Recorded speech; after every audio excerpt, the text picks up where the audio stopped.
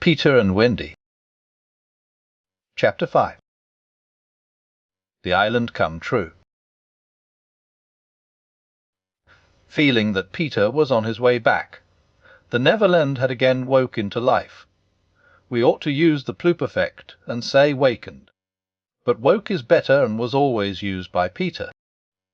In his absence things are usually quiet on the island. The fairies take an hour longer in the morning, the beasts attend to their young, the redskins feed heavily for 6 days and nights, and when pirates and lost boys meet, they merely bite their thumbs at each other. But with the coming of Peter, who hates lethargy, they are all under way again.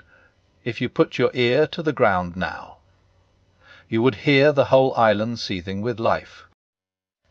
On this evening the chief forces of the island were disposed as follows.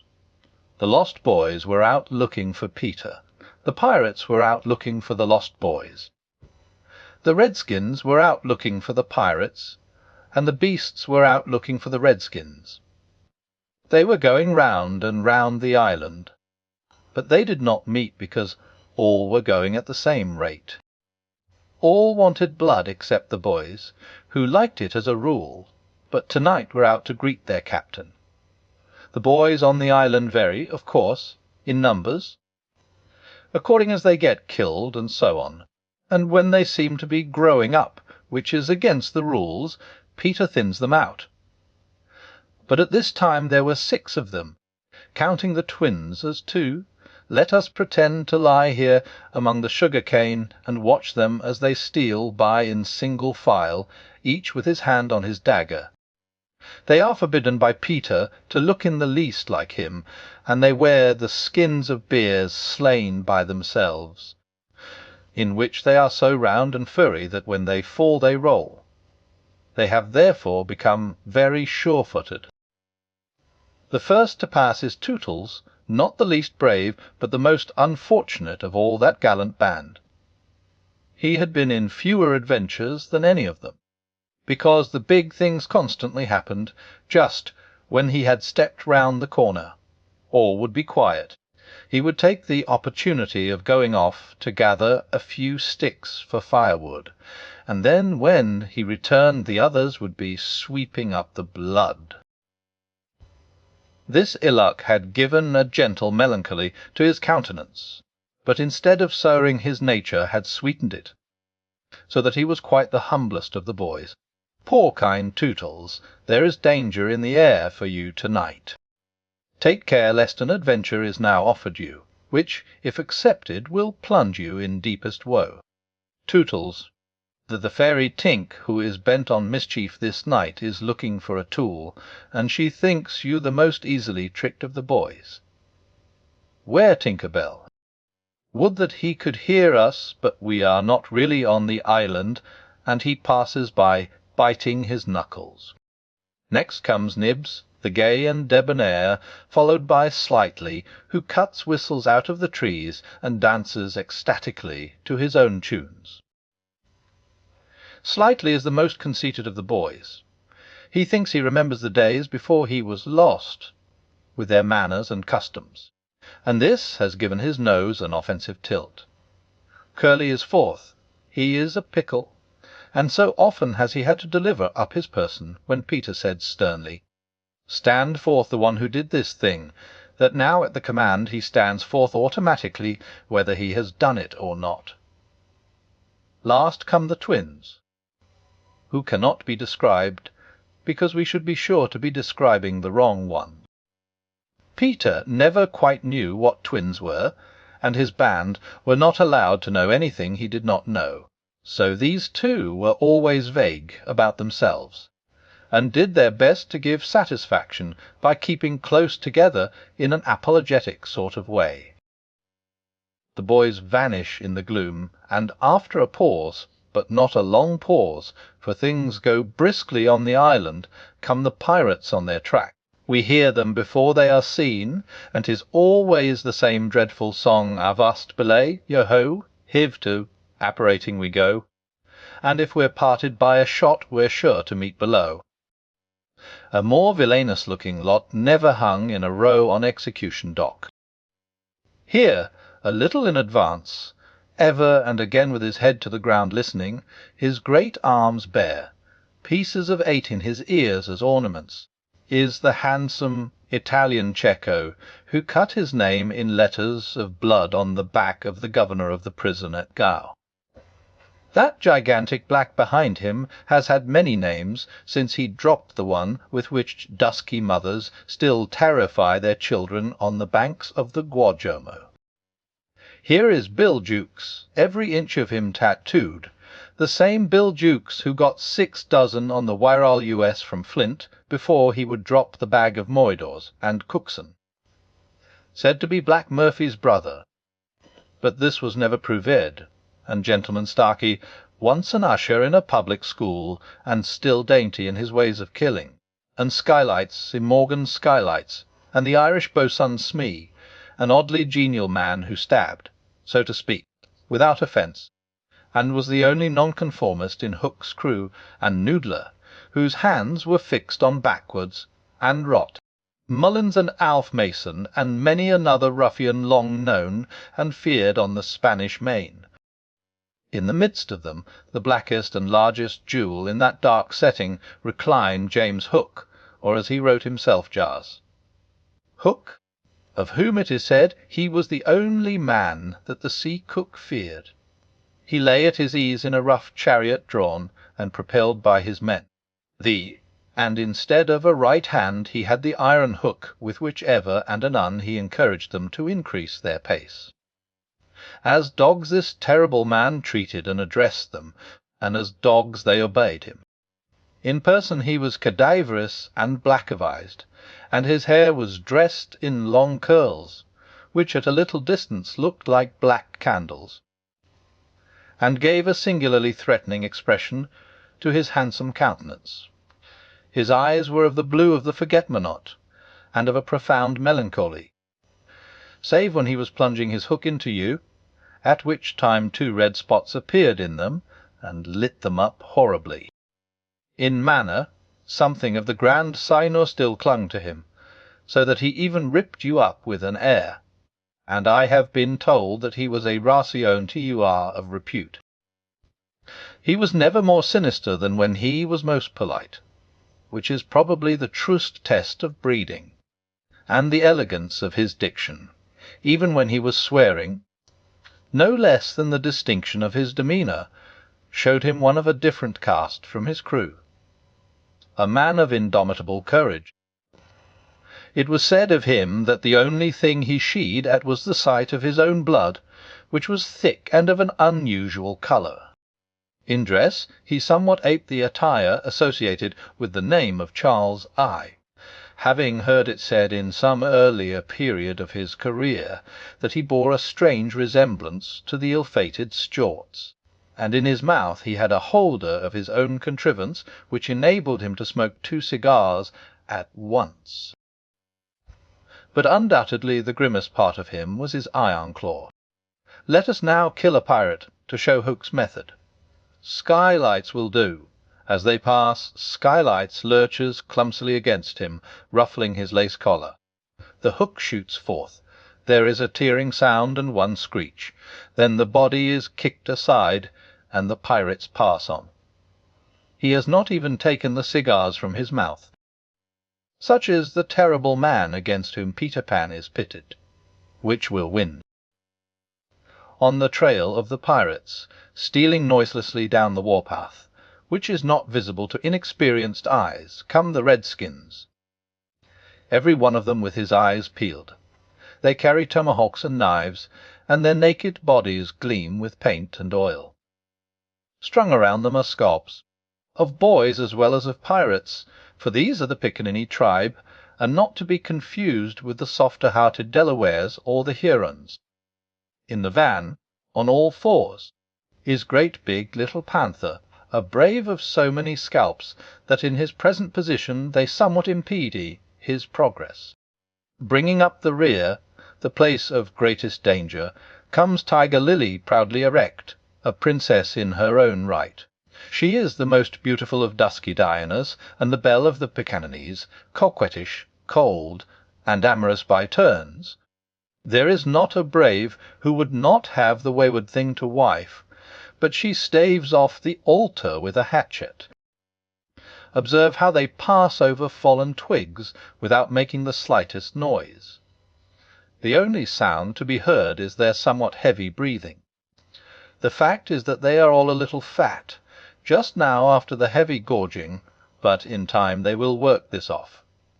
For the moment, however, it constitutes their chief danger. The redskins disappear as they have come like shadows, and soon their place is taken by the beasts, a great and motley procession, lions, tigers, bears, and the innumerable smaller savage things that flee from them for every kind of beast, and, more particularly, all the maniatas, live cheek by jowl on the favoured island. Their tongues are hanging out. They are hungry tonight. When they have passed, comes the last figure of all, a gigantic crocodile. We shall see for whom she is looking presently. The crocodile passes, but soon the boys appear again, for the procession must continue indefinitely until one of the parties stops or changes its pace. Then quickly they will be on top of each other. All are keeping a sharp lookout in front, but none suspects that the danger may be creeping up from behind. This shows how real the island was. The first to fall out of the moving circle was the boys. They flung themselves down on the sward, close to their underground home. I do wish Peter would come back. Every one of them said nervously, though in height and still more in breadth they were all larger than their captain.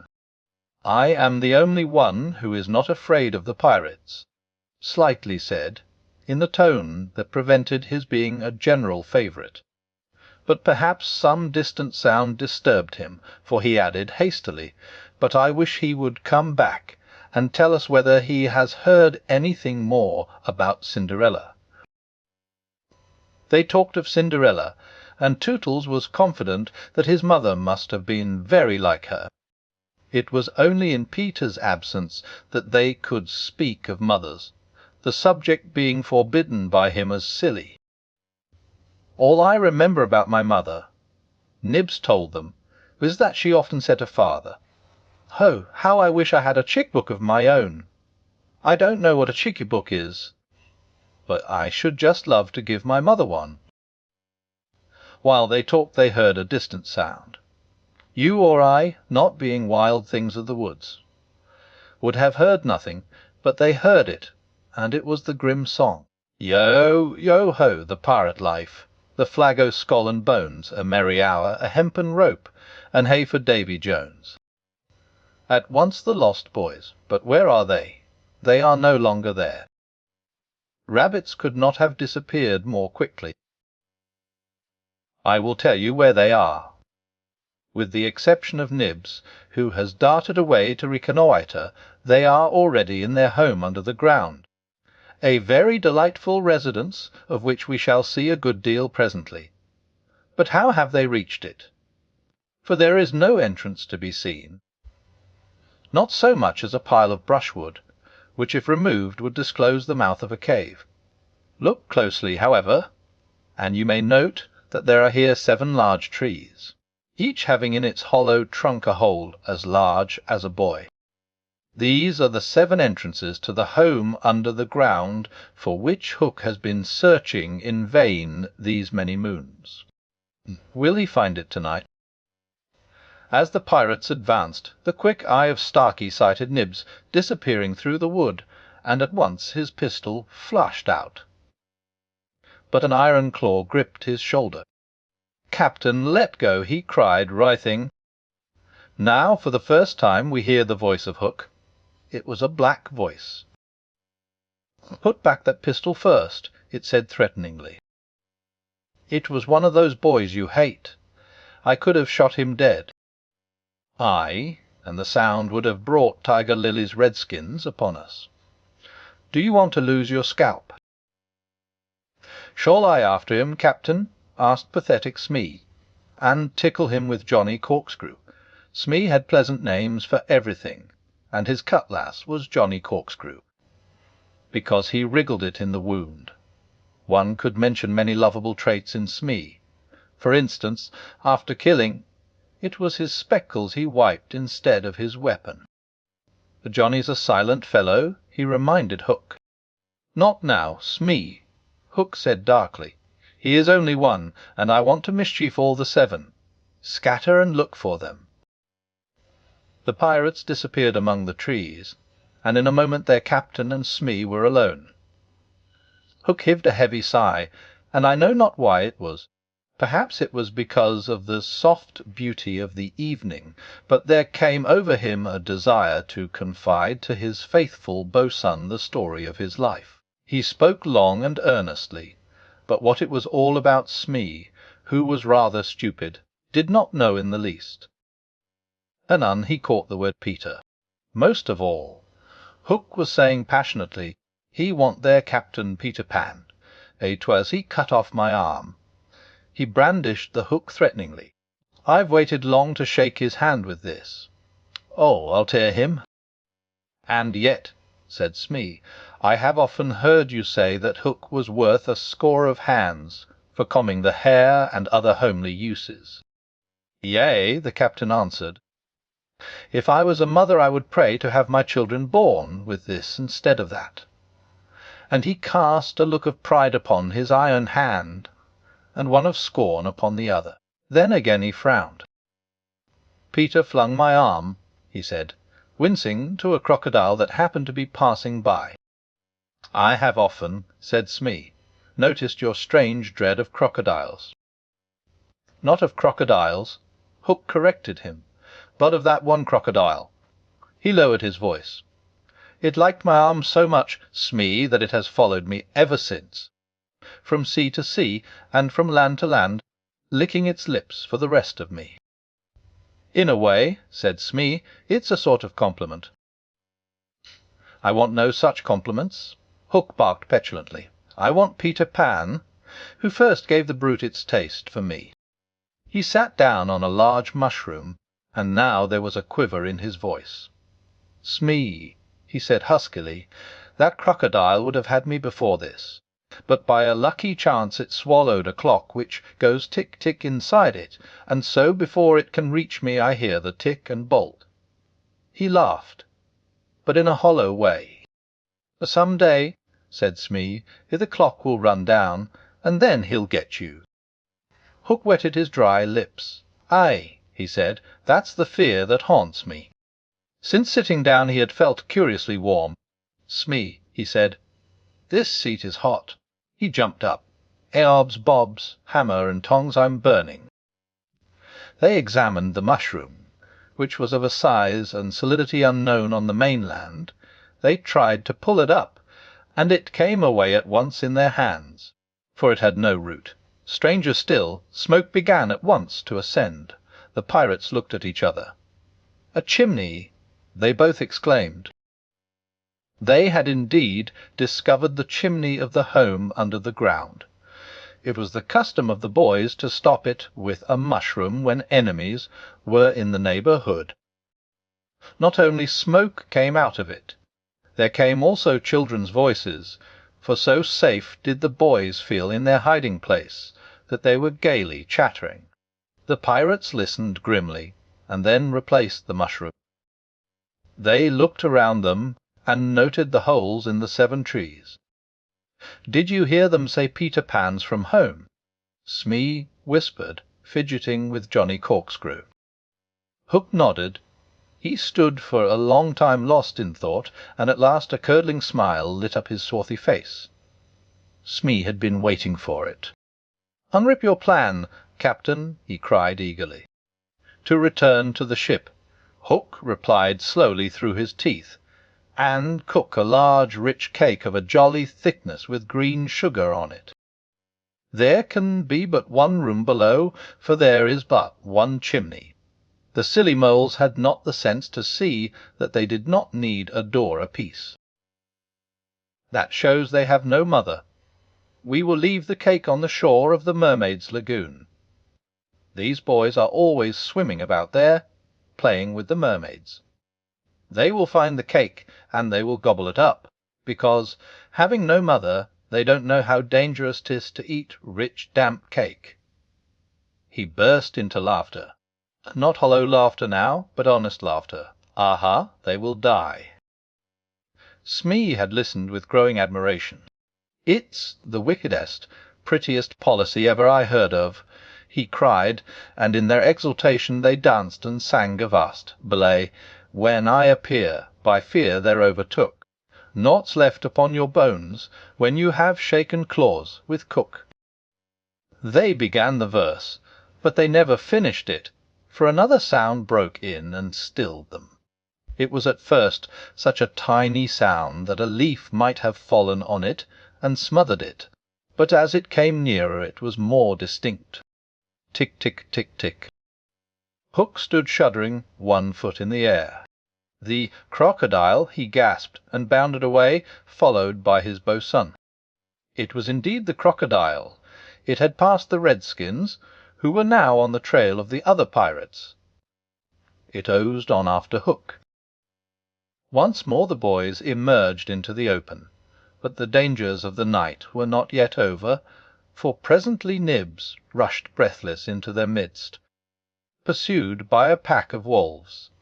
The tongues of the pursuers were hanging out, the baying of them was horrible.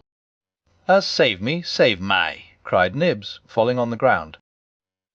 "But what can we do, what can we do?" It was a high compliment to Peter that at that dire moment their thoughts turned to him. What would Peter do? They cried simultaneously. Almost in the same breath they added, Peter would look at them through his legs. And then let us do what Peter would do. It is quite the most successful way of defying wolves, and as one boy they bent and looked through their legs. The next moment is the long one, but victory came quickly, for as the boys advanced upon them in this terrible attitude, the wolves dropped their tails and fled. Now Nibs rose from the ground, and the others thought that his staring eyes still saw the wolves. But it was not wolves he saw. "I have seen a wonderfuller thing," he cried, as they gathered round him eagerly. "A great white bird. It is flying this way." What kind of a bird, do you think?" "I don't know," Nibs said, awestruck, "but it looks so weary, and as it flies it moans. Poor Wendy, poor Wendy." "I remember," said Slightly instantly, "there are birds called Wendies." "The sea, it comes," cried Curly, pointing to Wendy in the heavens. Wendy was now almost overhead, and they could hear her plaintive cry. But more distinct came the shrill voice of Tinker Bell. The jealous fairy had now cast off all disguise of friendship, and was darting at her victim from every direction, pinching savagely each time she touched. "Holo, Tink!" cried the wondering boys. Tink's reply rang out, "Peter wants you to shoot the Wendy." It was not in their nature to question when Peter ordered. "Let us do what Peter wishes," cried the simple boys. "Quick, bows and arrows!" All but Tootles popped down their trees. He had a bow and arrow with him, and Tink noted it, and rubbed her little hands. "Quick, Tootles, quick!" she screamed. "Peter will be so pleased." Tootles excitedly fitted the arrow to his bow. "Out of the way, Tink!" He shouted, and then he fired, and Wendy fluttered to the ground with an arrow in her breast,